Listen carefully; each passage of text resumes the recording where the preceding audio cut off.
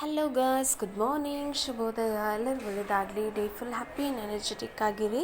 ಬನ್ನಿ ಇವತ್ತು ಕ್ವಿಕ್ಕಾಗಿ ಬ್ರೇಕ್ಫಾಸ್ಟ್ ಕಡೆ ನೋಡೋಣ. ನಾನೇನು ತೊಗೊಂಡಿದ್ದೀನಿ, ರಾಗಿ ಪೌಡರ್ ತೊಗೊಂಡಿದ್ದೀನಿ. ಡ್ರೈ ಫ್ರೈ ಮಾಡ್ಕೋಬೇಕು ಫಸ್ಟ್.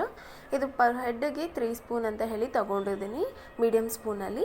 ನಾನು 4 ಮೆಂಬರ್ಸ್ಗೆ ಇರೋದು ಮಾಡ್ತಾಯಿದ್ದೀನಿ. ಚೆನ್ನಾಗಿ ಫ್ರೈ ಆದಮೇಲೆ ಇದನ್ನು ನೀರಿಗೆ ಹಾಕಿ ಮಿಕ್ಸ್ ಮಾಡ್ಕೋಬೇಕು. ಬಿಸಿನೀರಲ್ಲಿ ಮಿಕ್ಸ್ ಮಾಡ್ಕೊಳ್ಳುವಾಗ ಯಾವುದೇ ಗಂಟು ಥರ ಬರಬಾರ್ದು. ನಾನು ಮಾಡುವಾಗ ಗಂಟು ಬರುತ್ತೆ, ಅದಕ್ಕೋಸ್ಕರ ನಾನೇನು ಮಾಡ್ತೀನಿ ಅಂದರೆ ಮಿಕ್ಸರಲ್ಲಿ ಹಾಕಿ ಗರ್ ಮಾಡ್ತೀನಿ. ಆವಾಗ ಯಾವುದೇ ಗಂಟು ಇರೋದಿಲ್ಲ, ತುಂಬ ನೀಟಾಗಿ ಚೆನ್ನಾಗಿರುತ್ತೆ.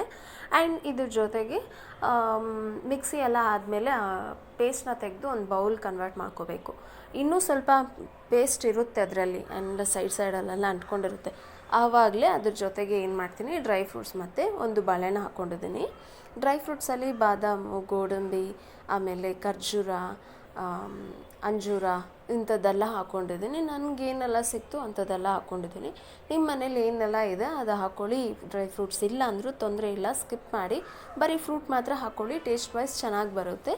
ಎಲ್ಲ ತೆಗೆದು ಮಿಕ್ಸ್ ಮಾಡಿ ಆಗೇನು ಅದನ್ನು ಮಿಕ್ಸರಲ್ಲಿ ಹಾಕಿ ಎಲ್ಲ ಚೆನ್ನಾಗಿ ಗ್ರೈಂಡ್ ಆದಮೇಲೆ ತೆಗೆದು ಎಲ್ಲ ಒಂದು ಬೌಲಲ್ಲಿ ಹಾಕಿ ನೀಟಾಗಿ ಮಿಕ್ಸ್ ಮಾಡಬೇಕು. ಚೆನ್ನಾಗಿ ಮಿಕ್ಸ್ ಆದಮೇಲೆ ಇದಕ್ಕೆ ಸ್ವಲ್ಪ ಪಂಪ್ಕಿನ್ ಸೀಡ್ಸು, ಫ್ಲ್ಯಾಕ್ಸ್ ಸೀಡ್ಸ್ ಹಾಕಿ ಗಾರ್ನಿಷ್ ಮಾಡಿದ್ರೆ ಮುಗೀತು.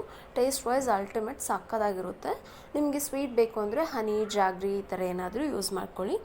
ಫ್ರೂಟ್ಸ್ ಮತ್ತು ಡ್ರೈ ಫ್ರೂಟ್ಸಲ್ಲಿ ಆಲ್ರೆಡಿ ಸ್ವೀಟ್ ಇರುತ್ತೆ, ಸೊ ಹಾಗಾಗಿ ಬೇಕಾಗಿಲ್ಲ ಅನಿಸುತ್ತೆ. ನೆಕ್ಸ್ಟ್ ವಿಡಿಯೋದಲ್ಲಿ ನೋಡುವ.